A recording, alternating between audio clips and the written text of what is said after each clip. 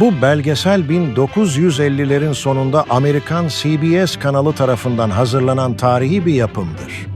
The Magnificent Turk belgeseli, Türkiye'nin modernleşme öyküsünü Batı'ya anlatmak amacıyla efsanevi gazeteci Edward Murrow tarafından hazırlanmıştır. Bu yapım, 1919-1938 yılları arasındaki eşsiz arşiv görüntülerini 1950'lerin Türkiye çekimleriyle harmanlar. Cumhuriyet'in yükselişini ve Atatürk'ü Amerika'nın gözünden Türkçe çevirisiyle dinleyeceksiniz. Modern Türkiye, güçlü ve istikrarlı, tarihte eşsiz bir adam tarafından Türklerin babası olarak adlandırılan Mustafa Kemal, Atatürk tarafından ölen bir Doğu despotizminden yaratıldı. Birazdan bu hikaye inanılmaz Türk. 1900 yılına gelindiğinde birçok ırk ve dinin bulunduğu Osmanlı İmparatorluğu eski hoşgörüsünü ve dünya konumunu kaybetmiş, Orta Çağ ihtişamından Orta Çağ sefaletine düşmüştür. Beceriksiz otokratlar tarafından yönetilen, yabancı savaşlarla harap edilen ve yabancılar tarafından sömürülen halk, yoksulluk içinde, uyuşukluk içinde kaybolmuş, çoğunlukla okuma yazma bilmez durumda. Türk İmparatorluğu, yalnızca Avrupa uluslarının onu parçalamak konusunda kendi aralarında anlaşamaması nedeniyle varlığını sürdürmektedir.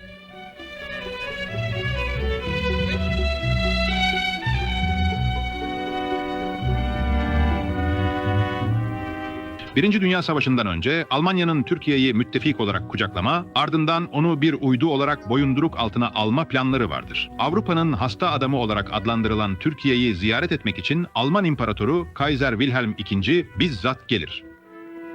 Törenle karşılanmaktan fazlası var, Berlin'den Bağdat'a demiryolu gibi parlak vaatleri sultan ve hükümeti tarafından ve hatta milliyetçi düşünceli Jön Türkler tarafından bile inanılıyor.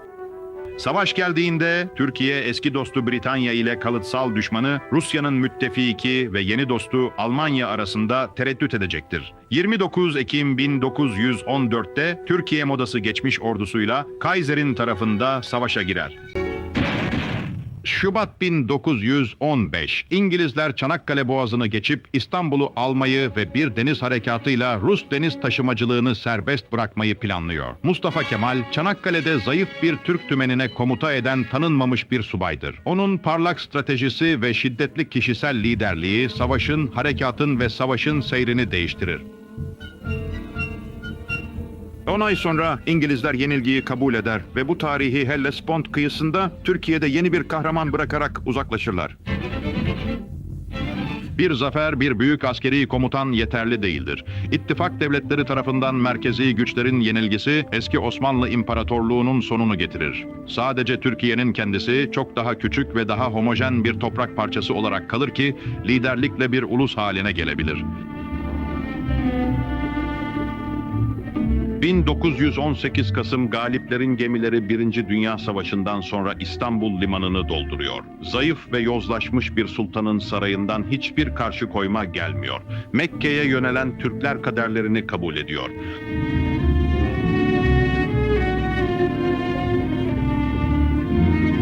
Fransa'dan ve Büyük Britanya'dan işgal birlikleri eski başkenti ele geçirmek için karaya çıkıyor.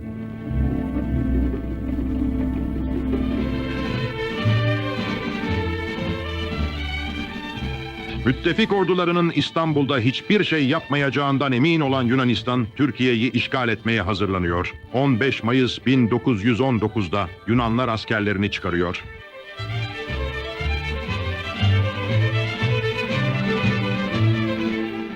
Ankara'da, Türkiye'nin kalbinde Mustafa Kemal Türk Kurtuluş Hareketi'ni organize eder, Özgür Türk ordusunun komutasını alır. Uzaklardaki Konstantinopolis'ten Sultan onu reddeder ama Mustafa kararlılıkla Türkiye'nin özgürlüğünü kazanacağını ya da öleceğini yemin eder. Başka hiçbir general bu adama eşit değildir ve Türk askerlerinin savaşmak için sadece yönlendirilmesi gerekir. Onlar geleneksel olarak savaşçıdırlar. Hızla Mustafa Kemal neredeyse tartışmasız hakimiyeti altında, işgal altındaki Türkiye'nin güçlerini toplar. Aceleyle toplanmış korumaları onu hayatları pahasına savunmaya hazırdır. Mustafa Kemal, soğukkanlı, tükenmez dayanıklılığını, boyun eğmez kararlılığını, halkın onunla birlikte olduğunu bilerek sultanın hükümetinin devam eden fanatik muhalefetine karşı koyuyor. Cephane, yaşlı adamlar, aç işçiler, gençler ve çocuklar tarafından elle yapılmalıdır. Mustafa Kemal'in Türkiye'si Yunanlılarla savaşa giriyor. Yunanlarla savaş 3 yıl sürer. 1919'dan 1922'ye kadar. Türk halkı bunun bir yok etme savaşı olduğunu bilir. Acımasız, ne merhamet gösterilir ne de istenir. Kahramanca yönetilen Türkler istilacılara karşı ilerler. Kadınlar tehlike altındaki evlerini bırakıp orduya mermi taşır.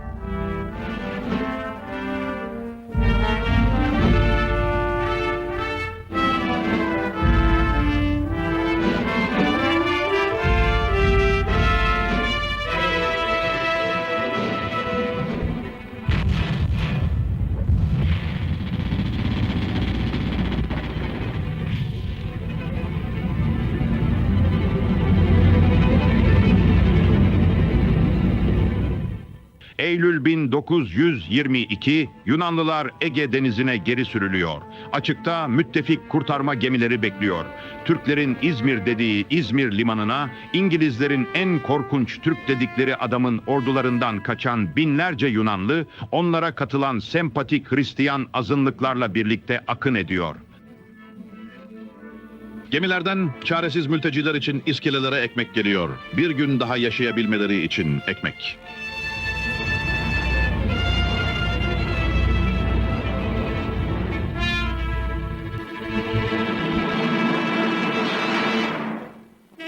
...9 Eylül 1922... Türkler işgalcilerin son kalesi olan İzmir'e girer. Türk köylerinin yok edilmesi ve akrabalarının katledilmesi nedeniyle Yunanlılardan intikam alırlar. Hem Yunanlıların hem de Türklerin reddettiği son vahşet olan İzmir'in yanması... ...her iki taraf için de dayanılmaz bir kabusa dönüşen bir savaşı sona erdirir. Alevler Büyük Homeros şehrini yok ederken çok dilli nüfus denize açılır.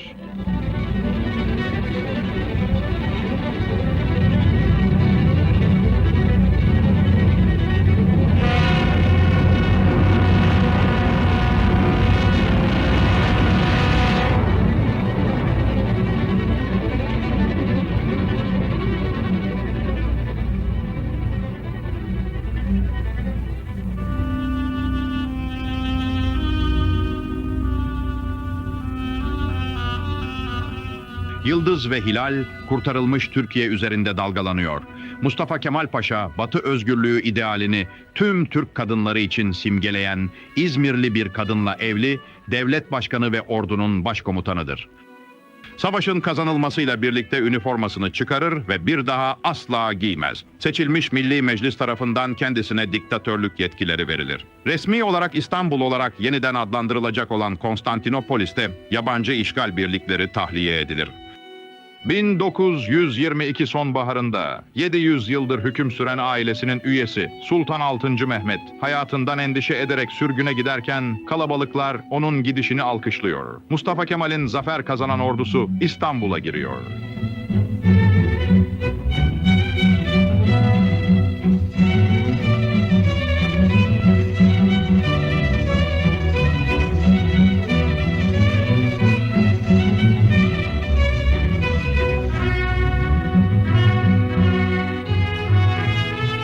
Birinci Türk Cumhuriyeti'nin ilk Cumhurbaşkanı Mustafa Kemal 1920'li yıllarda sınırsız savaş zamanı yetkilerini ve ordu komutanlığını elinde tutar, Ankara'nın sert ve kuru kasabasını başkenti yapar. Onun muhteşem hayali imparatorluk veya fetih değil, ömrü boyunca demokratik bir Türkiye, yeni bir Türk yaratmaktır.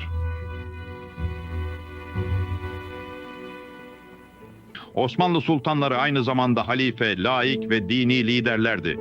Türkiye'nin yeni hükümeti din ve devleti ayırır. Müslümanların her yerde ritüel olarak temizlendiği, İslam'a kutsal olan Cuma günü yerine Batı'nın pazar günü resmi dinlenme günü ilan edilir.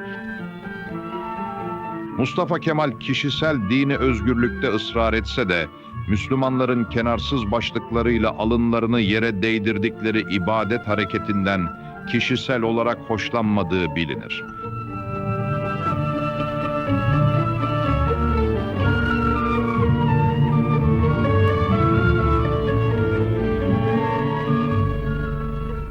Kemal için bu başlık fes, Türkiye'nin doğulu kaderciliğini ve cehaletini simgeliyor. Onu kaldıracak.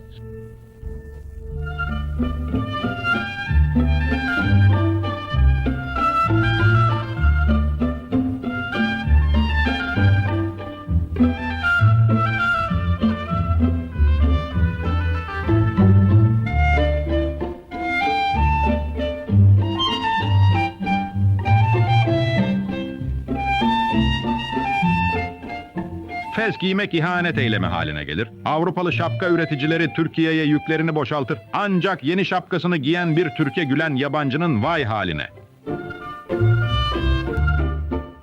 Türkiye'nin 13 milyonunun %90'ından fazlası okuma yazma bilmiyor. Okulda ikinci adı Kemali, yani mükemmel anlamına gelen adı kazanan Mustafa, zor ve eski Arap alfabesini değiştirme işini bizzat üstleniyor. Yeni bir Latin alfabesi, gözden geçirilmiş ve standartlaştırılmış bir Türkçe, Kemal tarafından aceleye zorlanan uzmanlar tarafından hazırlanıyor.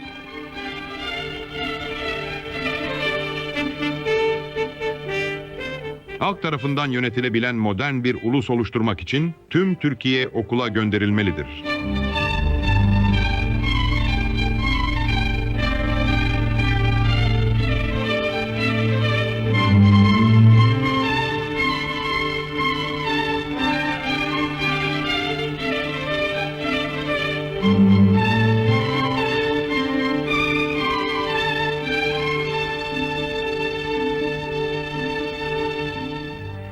İslami gelenekler yıkılıyor. Bir adamın Mustafa Kemal'in resmi halka açık olarak sergileniyor. Ayrıca tüm Türklere Batı tarzı soyadları almalarını emrediyor ve kendisi de Türklerin babası anlamına gelen Atatürk adını alıyor. Türk kızlarının ve kadınlarının yüzleri gizli ve Atatürk onları bir kararname ile açığa çıkarana kadar sanal kölelik içinde yaşıyorlar. O, özgürleşmiş kadınların arkadaşlığından keyif alıyor ve tüm Türk kadınlarının batı tarzı kıyafetler giymesini ısrarla istiyor. Çok eşliliği kaldırdıktan sonra onlara yasalar önünde eşit haklar veriyor ve kadınlara tüm meslekleri ve iş kollarını açıyor.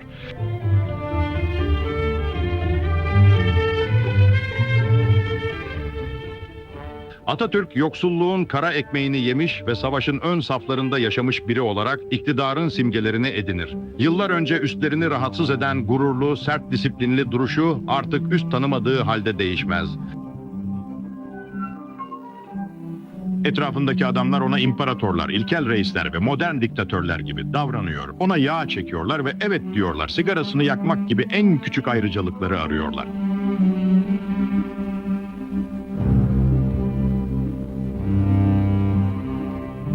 Aceleci bir adam, muhalefetle ya da programlarını değiştirmekle vakti yok. Omzuna şeftali suyu damlatmak üzere olan beceriksiz ve bunalmış memura ya da bunu silecek olan garsona en ufak bir dikkat gösterecek kadar bile konsantre değil.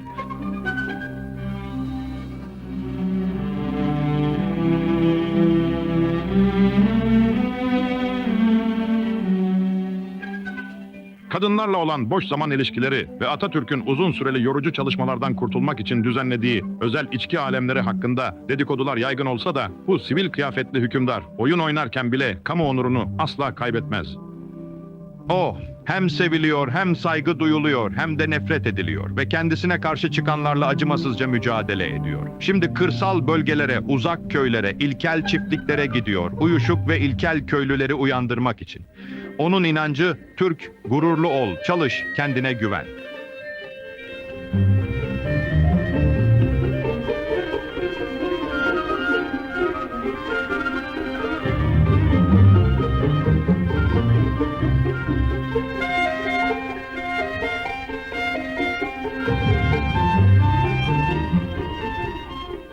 Atatürk, fethetmenin iki yolu vardır der, kılıçla veya sabanla.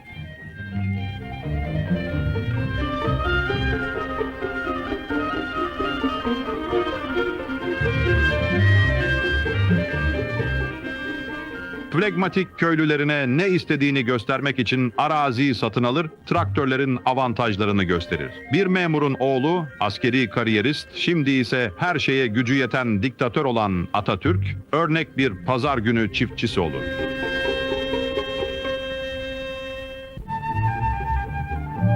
Dünya, Türkiye ile iyi diplomatik ilişkileri yeniden kurmak için sabırsızlanıyor. Amerika Birleşik Devletleri'nden Büyükelçi Joseph Clark Groove geliyor.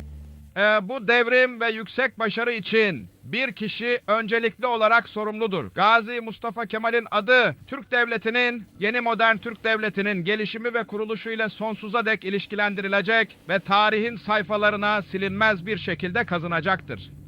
Bu ideale bu kadar yaklaşmış olan Amerikan ulusunun Türkiye'nin hedeflerinde dostu olduğundan hiç şüphem yok. Bu hepsi olmayacak. Belki de tüm eski önyargıların silindiği, tüm ulusların barış ve refah içinde bir arada yaşadığı bir sevgi dünyasına yol açabilir. 1930'ların büyük dünya buhranı ülkede ekonomik yeniden yapılanmayı yavaşlattığında binlerce Türk Atatürk'e sorunlarını ve dertlerini getirmek için bekler. Sıradan bir insan için Atatürk onun kişisel patronu ve kişisel arkadaşıdır. Dinlemeye istekli, yardım etmeyi isteyen. Ülkenin her yerinde Atatürk Batı'nın yollarını öğütler, işçileri Türk Cumhuriyeti'ni sanayileştirme planını zorla uygulamaları için azarlayıp sıkıştırır.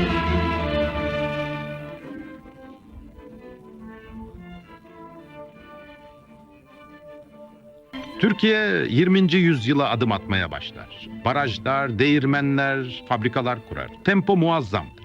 Atatürk döneminde sanayi üretimi 10 kat artar. Yine de büyüme sancıları var, kötü tasarlanmış ve kötü yönetilen ağır sanayi zarar ediyor, kar amacı güdülerek aşırı karla işletilen hafif sanayi açığı kapatmak için kullanılıyor. Türkiye'nin tekstil fabrikaları bunun belirgin bir örneği.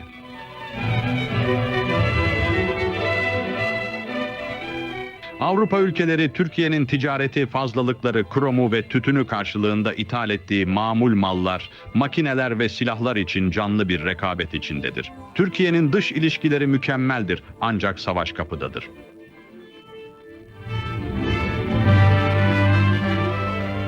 Atatürk, Türkiye'nin tarafsız kalabileceğini umuyor. Nitekim 2. Dünya Savaşı'nın çoğunda da öyle olacak. Ancak bu arada savunmalarını onarmalı ve ihmal edilmiş ordusunu, önceki bir savaş döneminden kalma süngü ordusunu yeniden donatmalıdır.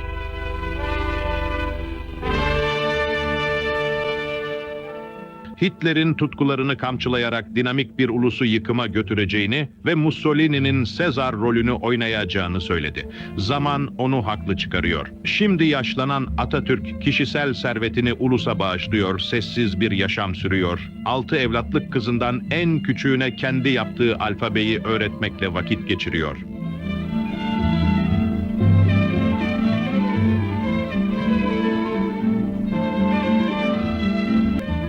Genç ulusunu izleyen Atatürk onun demokratik geleceğine inanıyor ve otokratik yönetimi altında Cumhuriyet Anayasasını ve haleflerini seçecek gizli oyu korumuştur.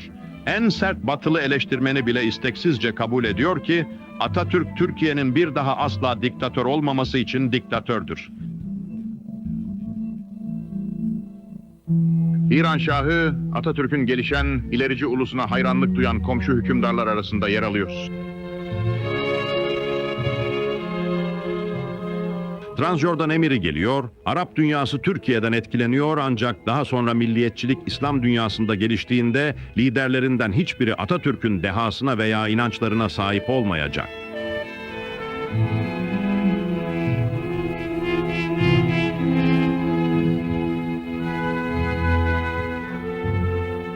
Hastalıklı Atatürk, Türk halkı tarafından sağlığı için kendisine hediye edilen yatında çok zaman geçirir. Uzun zaman önce halkımı yola çıkaracağım ve ayakları sağlam basana ve yolu bilene kadar ellerinden tutacağım demiştir. O zaman işim bitmiş olacak.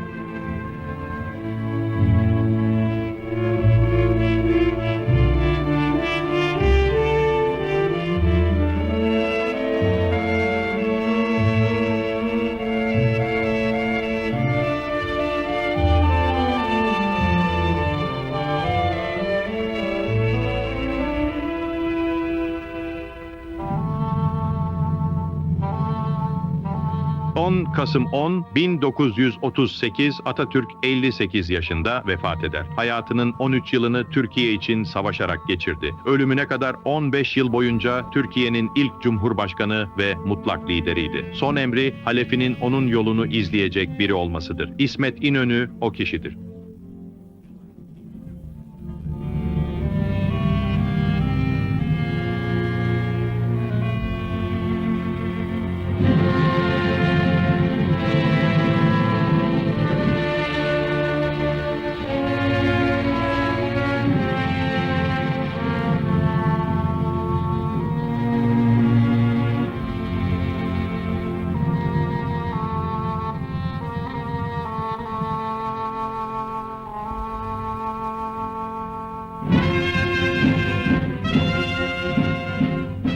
Bugün bu anıt mezar Atatürk için gerçekten yas tutan halkı için bir türbedir. Savaş düzeninde yürüyen Türk askerleri 40 yıl önce Türk bağımsızlığı için onun peşinden giden yıpranmış kuvvetlerin oğullarıdır.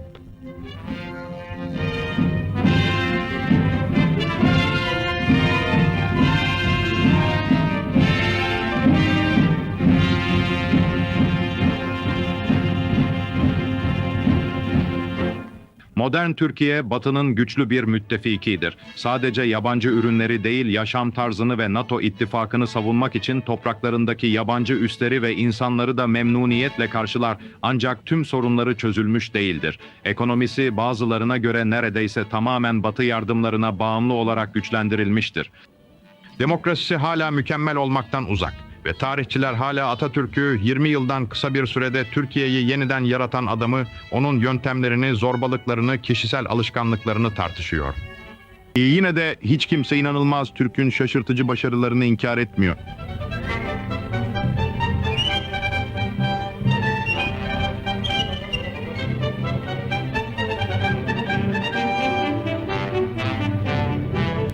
Bunlar Doğu'nun kapılarını koruyan müttefiklerimiz, Mustafa Kemal Atatürk'ün mirasçıları, çocuklarıdır.